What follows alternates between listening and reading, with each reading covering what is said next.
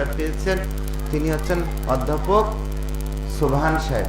এর আগে দেখবেন আপনারা যারা খুব পুরাতন লোক, মেদিনীপুর দরবার পার্কের মুরিদান, তারা ওই একটা সবুজ মতন একটা চটি বই দেখতে পাবেন, সবুজ আকারে একটা বই দেখতে পাবেন, সেটা হচ্ছে মিলাদে গাউসিয়া শরীফ। এই মিলাদে গাউসিয়া শরীফ অধ্যাপক সোবহানের সংকলিত, উনি ওটা তৈরি করেছেন এবং উনি অনেক বই কিতাবপত্র লিখেছেন। তা এই দিনে, এই বেসালে হকের দিনে হঠাৎ করে প্রফেসর আব্দুস সোবহান সাহেব তিনি কি করলেন, আপনার 4 নম্বরে এসেছেন। তা 4 নম্বরে আসার পরে হঠাৎ করে ওইখানকে একজন মৌলানা মাহবুবুল্লাহ সাহেব বলে একজন মৌলানা সাহেব এসেছিলেন। ওনারা জিয়ারত দেন, হুজুর পাকেরা ওই 4 তলা থেকে 1.5 তলা থেকে জিয়ারত দেন। জিয়ারত দেওয়ার পরে ওনাদের সেই জিয়ারতের সিস্টেম যেটা আছে ওই সিস্টেমে জিয়ারত দেন। উনি দরজা খুলেছেন, দরজা খুলে দেখে যে অধ্যাপক সোবহান সাহেব রয়েছেন, প্রফেসর সোবহান সাহেব এবং মৌলানা মাহবুবুল্লাহ সাহেব উনি রয়েছেন। তো মৌলানা মাহবুবুল্লাহ সাহেবের কাছে একটা কিতাব রয়েছে। তখন পর্দা হুজুর পাক হঠাৎ করে দরজা খুলে বলছেন যে মৌলানা সাহেব আপনার কাছে কি কিতাব? তখন তিনি বলছেন হুজুর পাক এটা হাদিস শরীফের কিতাব। যেই বলছে হাদিস শরীফের কিতাব, হুজুর পাক কি করেছেন, সাথে সাথে দরজা বন্ধ করে দিয়েছেন।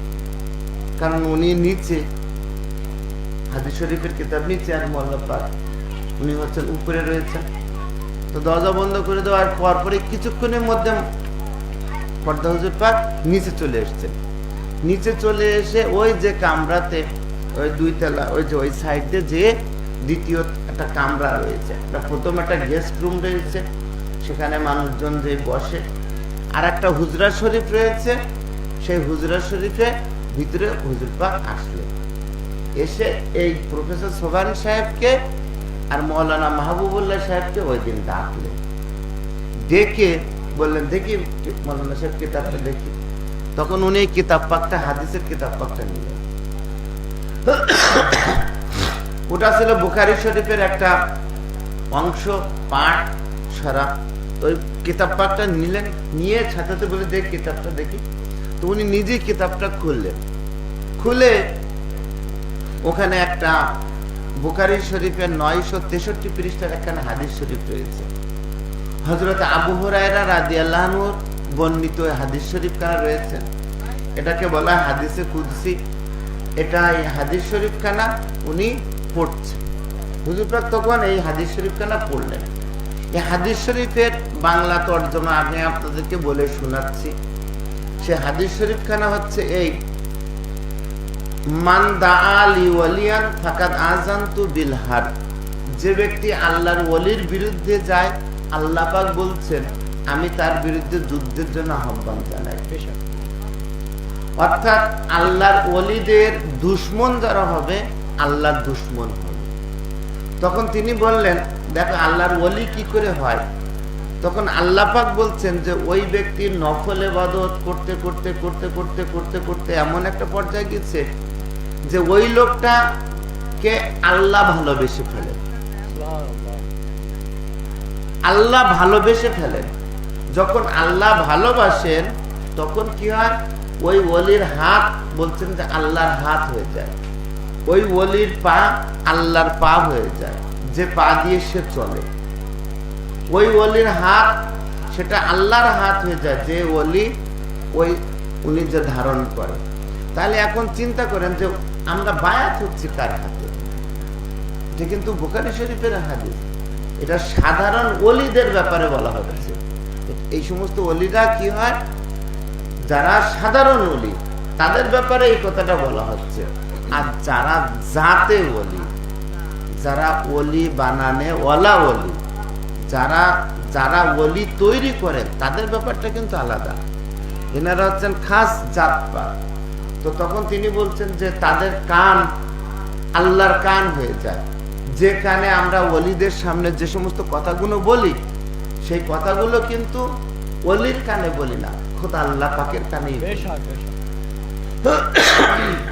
যে কান দিয়ে সে শুনে, সেই কানে সেটা আল্লাহর কান, ওলির কান, আল্লাহ পাকের কান হয়ে যায়। যে চোখ দিয়ে সে দেখে সেটা আল্লাহ পাকের চোখ হয়ে যায়, অর্থাৎ সে আল্লাহ পাকের অস্তিত্বের সাথে সে মিশে গিয়েছে। তারপরে হাদিস শরীফে বলছে যে আল্লাহ পাক বলছেন যে ওই ওলি যা চায় আমি তাই দিয়ে থাকি। এমন কি ওই ওলি যদি মৃত্যুকে চায় পিছিয়ে দিবে, তাহলে সে মৃত্যুকে পিছিয়ে দিতে পারে। আবার যদি সে তার মৃত্যুকে মউতকে চায় যে মৃত্যুটাকে আগিয়ে দিবে, তাহলে সে মউতটাকে আগিয়ে দিতে পারে। এটা কিন্তু হাদিস শরীফ, বুখারী শরীফের হাদিস শরীফ, এটা উনি পড়ছেন। তখন হুজুর পাক বারবার এই কথাটা বলছেন, এই দুইজনের সামনে, মৌলানার সামনে, সবার সামনে তিনি বলছেন, দেখো আল্লাহ পাক হাদিস শরীফে কি কথা বলেছেন। বারবার কিন্তু দেখো আল্লাহ পাক হাদিস শরীফে আল্লাহ পাক কি কথা বলেছেন। ওলি ইচ্ছা করলে মউতকে এগিয়ে নিতে পারে, ওলি ইচ্ছা করলে মউতকে পিছিয়ে দিতে পারে। তো ওলির ক্ষমতা রয়েছে, নিজের ক্ষমতা রয়েছে, মউতকে সে ইচ্ছা করলে এগিয়ে দিতে পারে, পিছিয়ে দিতে পারে। ওলি ইচ্ছা করলে আজকে চলেও যেতে পারে। তখন তিনি এই কথাটা বলছেন, ওলি ইচ্ছা করলে আজকে চলেও যেতে পারে। এই কথাটা আর কেউ বুঝতে পারেনি। এই কথাটা তখন কেউ বুঝতে পারেনি। তো কেউ বুঝতে না পারার কারণে আপনার মোটামুটি ভাবে বললেন হয়তো হুজুর পাক হয়তো হাদিস শরীফটা এইভাবে পড়ছেন। তো সেই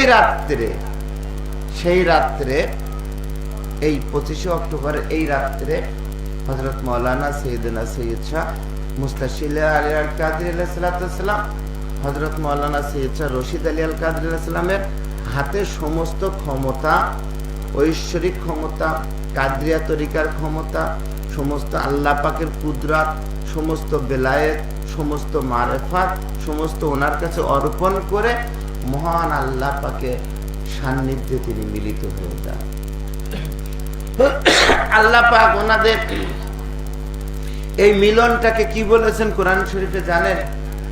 আল্লাহ পাক কোরআন শরীফ বলেছেন, ইয়া আইয়াতুহান নাফসুল মুতমাইন্না তুরজিই ইলা রাব্বিকি রাদিয়াতাম মারদিয়া ফাদখুলি ফি ইবাদি ওয়াদখুলি জান্নাতি। হে প্রশস্ত আত্মা, হে মহান আত্মা, হে প্রশান্ত চিত্ত, আপনি আল্লাহ পাকের দিকে সন্তুষ্ট হয়ে, সন্তোষ ভাজন হয়ে, আল্লাহ আপনার উপরে সন্তুষ্ট, আপনি আল্লাহর উপরে সন্তুষ্ট, এই অবস্থাতে আপনি ফিরে আসেন এবং আমার বান্দাদের সাথে আপনি জান্নাতে সরাসরি প্রবেশ করেন। এটা কিন্তু কোরআন শরীফের আয়াত পাঠ। তো এইভাবে আল্লাহ পাক ওনাদেরকে এইভাবে চলে যাওয়াটাকে ভেবে বলেছেন। তো যাই হোক, ওই দিন তিনি পর্দা নিলেন। পর্দা নেওয়ার পরে কি হলো, ওখান থেকে ওনার তাবুত মুবারক, ওনার গোসল পাক দেওয়া হলো, জানাজা পাক দেওয়া হলো। ওখান থেকে ওনার লাশ তাবুত পাক কি হলো, মেদিনীপুর শরীফে আনা হলো। মেদিনীপুর শরীফে আসার পরে ওনার রওজা পাকে রাখা হলো। রওজা পাকে রেখে পরবর্তী সাজ্জাদা নশীন হলেন আমাদের বড় হুজুর পাক হযরত সৈয়দ শাহ রশিদ আলী আল কাদরি আলাইহিস সালাম। উনি এই মেদিনীপুর শরীফে তিনি পরবর্তী সাজ্জাদা নশীন হন এবং এই পর্দা হুজুর পাক তিনি একমাত্র হুজুর পাক যিনি এই আপনার পাবনা ডিস্ট্রিক্টে এসেছিলেন। একবার সাগরকান্দিতে পাবনা এসেছিলেন, উনি এসেছিলেন এবং রাজবাড়িতেও এসেছিলেন। এই সাগরকান্দি এবং রাজবাড়ি ওনারা এসেছিলেন। সাগরকান্দি হচ্ছে এখানকার এই পাবনা ডিস্ট্রিক্টের ভিতরে সবচেয়ে পুরাতন জায়গা এবং রাজবাড়ি জেলা